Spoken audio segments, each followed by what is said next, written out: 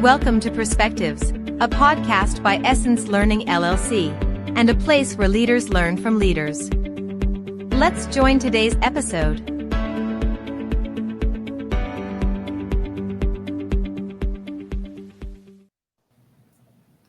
Well, hello and welcome to Perspectives. What an exciting time for us. We have a great conversation ready and queued up, but we have, more importantly, some great panelists here to talk with you. I'm Valerie Wilson, and today we have gathered executive leaders to talk about best practices to help us to understand how to commit to results-driven strategies. So our topic today is committing to result-driven strategies. I want you to take a few minutes, listeners, and get a piece of paper and pencil, because we're going to hear today from Phyllis Williams, from Marcy Jordan, and Kenitra Heights. And they are coming prepared to talk to you about ways that, and best practices, and ways that we could commit to some of those goals that we have in place right now. But before we get started, would you guys mind introducing yourselves to our listeners and tell a little bit about your background? Sure. I guess I can go ahead and go first. Thank you. My name is Kenitra Heights. I also go by Kiki as well. I am a director of diversity, equity, and inclusion in the food manufacturing industry. I have been doing DEI work for the last 12 years, I think I counted. But before then, I spent a lot of time in learning and development and organizational development. So, of course, teaching others on how to do strategies as well, and giving them the skills on how to do that also. So I'm happy to be here to contribute as much as I can to the conversation. Oh, thank you for being here. My name is Williams, and I come with over 20 years of experience in corporate America. I was a HR professional, and now I am part of the Essence Learning team. And we're excited about that. Welcome. Thank you.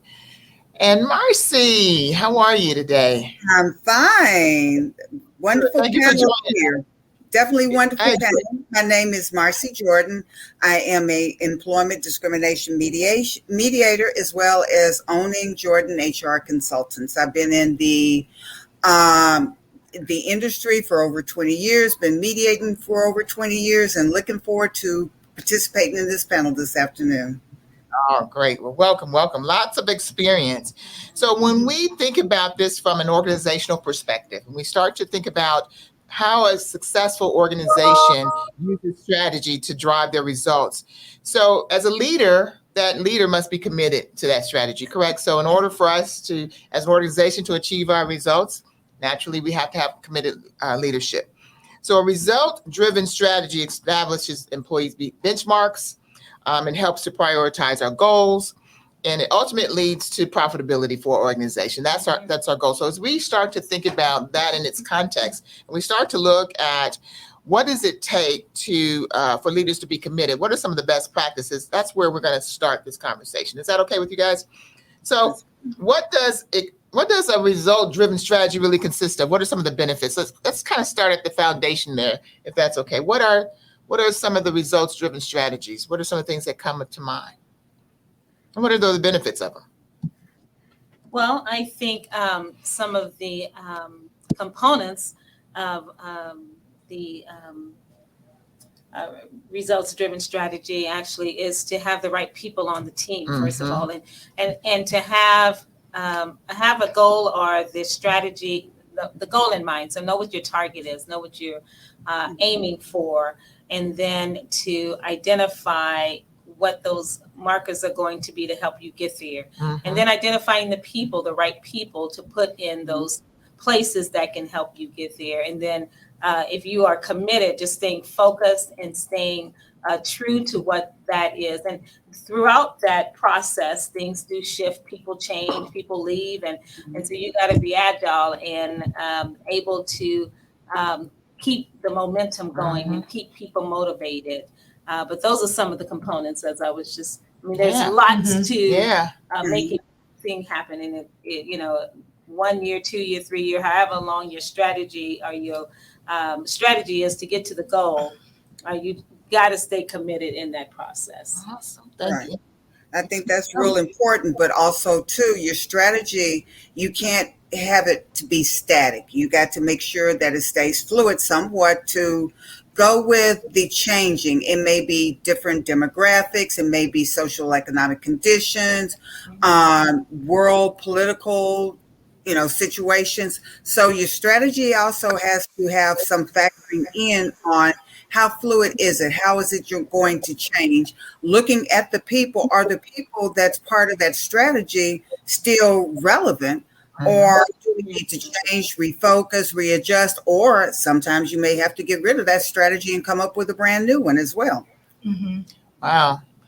Well, I want to ask, and I want to hear from Kiki first, but then the next question after we hear from Kiki as to what does it consist of, I want to kind of step back to what you were just talking about, adjusting the strategy. So Kiki, why don't you take us a little bit down that road as you start to talk about what it is, and then kind of help us understand when it has to change. That is a great transition because I was just going to talk about that, about what your strategy consists of. When you're talking about, Marcy mentioned, if it's not the right strategy, then you have to go back and reevaluate it. And I was thinking, first off, your strategy needs to consist of realistic goals that are things that you can realistically meet and set KPIs to. So your key performance indicators and your measurements too. If you set an unrealistic goal in your strategy, then you have an unreachable strategy. So you have to really be able to look at what is your organization's overall business plan. And then when you create your strategy, make sure that you're having objectives that match up with that business plan that are going to be realistic for you to really meet. Otherwise, it leads down that road of it's not working. So we're going to have to go back, redo the whole strategy all over again. It's kind of like that performing, norming, storming phase when you're in that storming part where you have to go back and redo it again. We know how much of an impact that does make to people who are working on the strategy, like Phyllis mentioned, and then you have the people component as well. I really do. One of the things I think about when I do strategies is this realistic? Is this really the path that we're going to go down? And is it something that we are going to be able to meet as well? Right. It kind of brings up some questions in my mind. My mind's going a mile a minute now. So now I'm thinking, okay, we have this strategy. And, what's the difference between a strategy and a goal? So, maybe you guys can kind of speak to that as we go through this next set of questions. But as what are some of the approaches to developing that strategies? You have the short-term and long-term goals. You have your milestones. You have things that may create barriers and risks for you. So how do we go about, what are some of the approaches in developing this strategy so that I'm not having these false starts or I have to start over again? Or so can we help with what are some of the approaches that we need to take as leaders to get those results-driven strategies?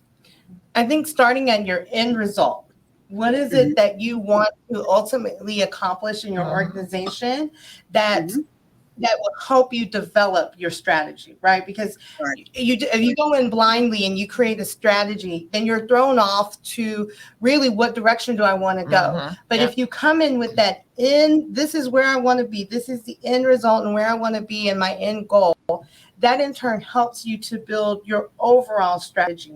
And then your goals or milestones, or your goals and milestones, are those individual tasks that help you in your strategy to help contribute towards that end result goal. So you're saying there's a target here, right? There's an end result that I'm creating different steps to get to. So those steps and those goals and milestones are stepping stones for me to get ultimately to the strategic results that I'm trying to get to. Also, too, it needs to be a little bit more narrow and concentrated, because you can't say, I want to be the best company in the world. Okay, well, what do you mean you want to be the best company? What is your strengths? What are your weaknesses? What do you want to do? That's what you have to look at. And you can't just say, okay, I want to be the best in the world and all this other stuff, and you're just all over the place, because you then have no strategy and you wasted a lot of time, effort, and energy on nothing. So it has to be a little bit more tailored and focused on what do you mean? Loving it. I'm loving it. Good conversation. So we think about, I'm going to read this statistic that I have in front of me. According to Kaleido.com, as many as 90% of businesses fail to reach their strategic goals. That's huge. That's a lot. 90% of the business. That's huge, right? Yeah. That's a lot of wasted resources. Oh, my, which 10% are doing it well? Come on, Yeah. let it be us, right? So yet when done right, goals can be the number one driver of the organizational success. So that's really why we want to have this conversation. We need to really do a better job at reaching our strategy or achieving our goals within our strategies. So because everyone is working towards a shared vision or, that end result, which, such unfavorable odds, what are some of the measurable tools that leaders can put in place to see if their strategy is working? So, you don't want to wait till, it's fire, right? So when we start seeing smoke or we start understanding that maybe things aren't going in the way it should be, what are some of the things that we should put in place to help us understand when we're headed for failure? Oh, gosh. Yeah, but 90% of the business is failing to reach their strategic goals. I mean, you got to step back and say, what's the process in creating them? And then, what's the fail? Why is this happening? Yeah. I first think to as what Kiki was saying is that you have to set realistic goals, and that target should be something that you feel that you can definitely get to at some point. So on our drive up here, we stopped at Buc-ee's and we asked what made Buc-ee's so successful and why is it so successful? They're getting ready to build the largest Buc-ee's in Luland, Texas, right? And so it's like, what made them so successful? But their end goal and their strategic goal was not only to sell gas, but to have clean restrooms. Mm-hmm. And so I can imagine them sitting around the table and coming up with their marketing strategy for making sure that they had clean restrooms. But anytime I think that they probably had discussions, that was probably the main focus is we're going to have clean restrooms because to be truthful, they're selling gas, but gas doesn't bring about the profit. It's what they sell in the store and the inside. And so you have clean restrooms, you bringing in those customers into the store. We didn't stop to get gas. We stopped to go in the Buc-ee's, right? Mm-hmm. And to use the restroom. So that strategy worked for them. So for those that they're definitely part of that 10%. Right. Business strategy that worked, right? Yeah. But it's also narrow because, their focus is, we're going to sell gas. We're going to sell this. But what's the lure on the highway? Clean restrooms. Everybody want to go into a clean restroom. So they got their strategy of this is what we want to do, how we wanted to do it. And they're one of the few that is successful. Whereas you have companies going, I'm going to do tennis shoes. I'm going to do high heels. I'm going to do Louboutins. I'm going to do this. You're all over the place. And there's no focus. And where you get your money. Question. Do you think the bathroom was the strategy, or was the strategy the results where we want to increase our profitability? We want to increase our clientele. We want to increase. So we used that as one of our tools. One of the things that would draw. So I think oftentimes we get confused with strategy with the method to achieve it. Mm-hmm. So I think they use that bathroom as a way to get their strategy done. So that was what goals. Okay, one of the things we have to do is we have to have gas because we have to have clean restrooms. We need to have product for people to sell. So all of those things were milestones to increase their. But ultimately, their goal, I think the results that they were looking for was increased customer service or customer usage, product development. It had to be, so when we think about a strategy and what we want to drive towards, often these things that we're just discussing now are really the goals to get there. So that's the project. Yeah. But now they have restrooms, that couldn't be their only strategy, right? Their strategy still strategically, we still want to increase people coming into the stores, or it could be increasing customer satisfaction. And here are some ways that we're going to do it, right? Ice on the outside. And I like that because I feel like, and personally, when I develop strategies, I think about the areas of focus. What is our commitment areas of focus? And then based upon those areas of focus, this is how I build my objectives based on that. And so personally, you may have a strategy that takes 3, 4, 5 years because projects are not automatic. Strategies are not like light switches. You can't cut it on and then it's automatically there. It is it's a journey, and it does take a long time. So you have to think about, in these 5 years, what are going to be my main areas of focus? It may be increased customer satisfaction. It may be to employee satisfaction. There's stuff, and particularly when we talk about the diversity, equity, and inclusion workspace, we always talk about what is our commitment to society and community, right? Yeah. And so we may say that's what one of our areas of focus is our community and social impact. Underneath that area, we can have things like community service initiatives. So the goal is identify which communities, nonprofit organizations we're going to work with, and that's how you build your whole strategy. So it consists of multiple parts, right? Your end result, your areas of focus, your objectives, and then your goals, and then your milestones are what help you reach your goal. But your areas of focus, they may never change, but your goals underneath those areas change every year based upon your progress. And so going back to what Marcy's saying, the reevaluation is so important when you have your end of your fiscal year to go back and reevaluate yourself on the strategy and see where you are, see what you've accomplished, and then see what needs to be tweaked or worked out, or where your next steps are as well. Yeah, good point. Excellent point. And as we're talking, producers is telling us, they're following along with our conversation, and I love this. So thanks so much for putting this up there. It says the Buc-ee's experience is obviously their goal, right? So we want to talk about that's our Buc-ee's experience. How many of us have said that, right? So Buc-ee's mission is they are committed to providing clean, friendly, and what does that say? An in-stock experience for our customers. So that's their mission and all of their strategy. So to your point, Phyllis, perhaps their strategy is all about the bathroom, right? So that could be, that's not a milestone. That is their strategy. That's definitely one of the strategies. So I think because that's their mission. So to Kiki's point, there's different focus areas, and so they always have a mission to be clean, right? And so I love that. So that is their strategy. So it's clear. Thank you for that, for sharing that with us. So it's clear that what their focus is. It's clear what you just talked about. Our focus is. So I think that's one of the things that we have to make sure that we have a clear focus. How do we keep our employees engaged and committed to our clear focus or to our overall strategy? How do we keep committed people to work towards these strategies? As leaders, we may know it and we're committed to it because we probably help to drive it. But how do we get our teams on board?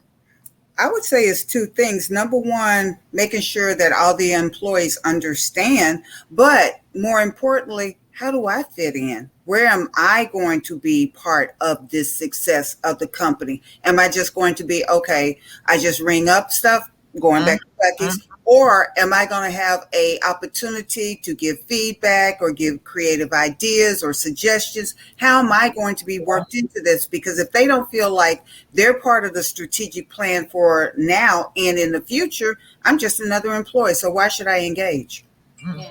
Good point. One of the things that I wish that I had taken in college was a process improvement course or a course on building business strategies, right?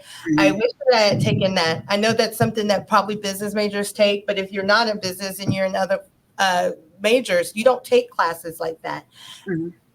For me, the light bulb hit when I took classes about building strategies, processes. I used to work for a company that was huge on Malcolm Baldrige, which is all about continuous process improvement. So understanding and learning those things and learning how they contribute to the overall business and the part that you play, that really hit for me. That was a very light bulb moment for me. And I think for employees understanding, they can be great in their field. But the way that I like I have somebody on my team now that's just entering in their career. I was like, I don't want you to take classes on DEI. I want you to take classes on how to build processes and strategy, because those are the things that you're really going to need and utilize. You have the DEI knowledge, but now let's put into place how you're going to take that and turn it into an overall strategy so that you can build your own leadership skills. Excellent. So I think for employees to become engaged, they have to have some kind of understanding of how it impacts the overall business and what it means for them. Like, what's in it for me to understand this process? What's in it for me if I don't be a part of the strategy? Well, they're going to lose money, therefore they're going to do layoffs, and then my job may be impacted as well. So I think all of that's so important. Awesome. Right. Phyllis? And I also think, I think you, just as you're doing with your employee, is to give some stretch goals, right? So you already know about D&I, so you don't need to take any more courses there. But learn about some processes, learn how, because you're going to be making some, setting some goals and helping us reach to those goals. How do we get there? So stretching those employees. So I think that to keep them engaged is to have them go beyond what you know that they can do. Right. Yeah. So what you did. And then I think another thing is to reward employees for those small wins, those small milestones, but make a big deal of it so that they stay encouraged and they stay motivated and they want to be on the team, continue to help you get to that goal that you've set for them. So I think rewarding their accomplishments. Their accomplishments. And you mentioned earlier too, Phyllis, as we on the onset of our session, that we need to have those right people on the team. So rewarding them, getting those right people on the team, having a clear focus on them, stretching them, and then really recognizing, hey, you've already got this skill, but this is the skill that we need. And this would be what's most beneficial to our growth and to reaching our target and getting them on that path. What do you have to add to that? Anything before we go on? Well, going back to the process improvement, and I've been in organizations where they go, oh, let's do this. And it's like, okay, been there, done that. Why are we recreating the wheel? Why don't you talk to the individuals that are part of this process, that do it day in, day out? Get their suggestions, ideas, put them on a team to maybe work together to come up with something different or better than anything else, instead of going, here you go, this is what you're going to do. And nobody's engaged with that because it's just a matter of, you don't value me. And that's part of the strategic planning, is valuing all your employees. How do you value them? You get them engaged. You ask their ideas, suggestions, take them, put them into training, utilize them, because that way you know what you're working with. You know what you need to add, and you know where you can go. You know, it's like, okay, you're building a road. All right, you know what people you need, but if you don't have all the tools available to build that road, you're not going to build that road successfully. Right. I love that you're talking about bringing them in at the planning stages. You said strategic planning. So bring them in at the planning stages, ask them how it worked, what's working. And then you all talked about identifying, not just at the planning stages, now let's bring them on and look at what are some of the talents that we need. So now let's identify where we have gaps, fill those in with development opportunities, resources, and things like that. So now we've got our strategy in place. People are focused on it. They're committed to it. So there's going to be times when we look at our leaders.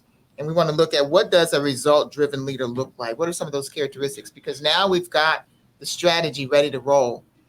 How, as a leader, now do we? What characteristics? What do we need to demonstrate as leaders in order to get those results that we need? I would say with a leader is not just, okay, fine, they're overseeing and everything else. They're part of the process. They're getting down, rolling up the sleeves. Let's work together. That's a true leader. A leader shows you how to move forward. A manager just manages everybody else and, okay, this is what we're going to do. This is what we come up with. Now go ahead and do it. That's not leading. Leading is actually getting in there, working with people, tweaking, brainstorming, the whole 9 years. You're involved in that process. You're invested just like everybody else is invested. And if they see that the leader is really vested in the success of this, then they're going to go ahead and get involved in everything, because everybody now has something on the table. It's either we're going to do it right together or we're going to all fail together. Yeah. I like that, Marcy, because a part of you wants to say accountability, which goes along right around with what you said. If you're going to get in there and be a part of the process as well, it's holding yourself accountable. And you can do that either through your performance management reviews at the end of the year, making sure that those strategy are a part of your goals and you're holding yourself accountable for ensuring that they get completed. Wow, accountability. And to be a good motivator. You got to Right. the team to stay involved and to stay committed and stay engaged. So you got to, able to motivate the team to, even when the struggles are hard and it don't seem like that you're accomplishing or getting toward your goal or making progress. You have to have a flexible leader who can make those adjustments and changes that they need to in order to keep the team moving forward and to stay motivated. So and give specific and timely feedback too. There you go. Yeah. Yes. Along with those rewards. Yeah. Along with those rewards, if you're gonna be a leader who's going to be results driven like that, you also need to be able to evaluate that strategy. And if someone on there is not performing, or maybe you need to be able to give feedback, but make sure it's specific and make sure it's timely. Don't wait 6 months later and then all of a sudden. Or if their talent can be used in another area, right? They're not in the best role, right? To get the job done. So right. And not only employee feedback, manager feedback. How's the manager doing? Give me feedback on, am I doing right? Am I doing wrong? Am I motivating you the right way? Okay, because sometimes I need that check. I need to understand, what am I doing? And then be humble enough to go, okay, you know what? You're right. Let me back up, change, tweak this, tweak that. That's a good leader, is saying, I don't know everything. You're going to have to help me, because if we work together, we can succeed. But if not, then we're not going to succeed. So sometimes managers do have to take that hard look in the mirror going, am I doing everything possible before I go after the employee? Did I give that employee everything they need? And if I didn't, then there's a self-check on my part before I check that employee. So a lot of times leaders too is, you got to look at the bigger picture. What am I doing? If I'm not doing, then how can I expect anybody else to do? Awesome. I'm just thinking about some of the things that you guys have said all through the whole session, and we're about to wrap up in a few minutes. So I'm going to give you a few minutes to give us some last tips. But as I was thinking through some of the things that you shared, and I think about what a leader's role is to make things happen, we're talking about how do we get results as leaders. And so you all talked about that I need to be, as a leader, fluid. Then I need to be able to support changes. I need to be able to measure where I am at all steps of the way, either through KPI, whether my goals are realistic or not. I need to be able to know what are the results, and they need to be done in increments, right? So rather than, at the end of, we missed the mark by 2% or 5% or whatever, I should have known that before the end, right? So I need to understand that. So you guys said we need to have a fluid strategy, that we need to be able to support those changes as leaders, and we need to have those realistic goals, but we need to know where we are in the whole process. So I need to be involved and aware and motivated as a leader. Those are some strong characteristics. And how does that happen? So I'm going to ask you to give us some tips. What are some other tips you have for me you talk about I need to be involved and I need to be, what are some other tips you have for me as a leader to make sure that I'm on top of my strategy? I don't want to be part of that 90%. I want that number to change. And so we can at least say 50% of our strategies or 60% of our strategies are working. One way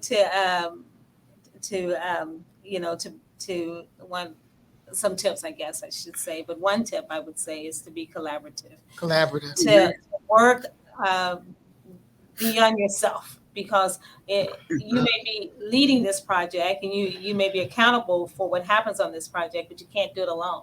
And so if you got a team of individuals that are working with and for you, and to your point, Marcy, to be able to roll up your sleeve and be that servant leader, to get in there and with them, collaborate, know what they need, be willing to listen and be willing to ask questions and find out what direction, if we're going down the right path, if we need to make some changes, but be flexible enough to be able to do that. And I think being able to bring other people into the conversation before you change a process or before you talk about a process improvement or whatever that may be, it'd be good to get the feedback from others. So I think having a collaborative mindset to make things work. Very good point.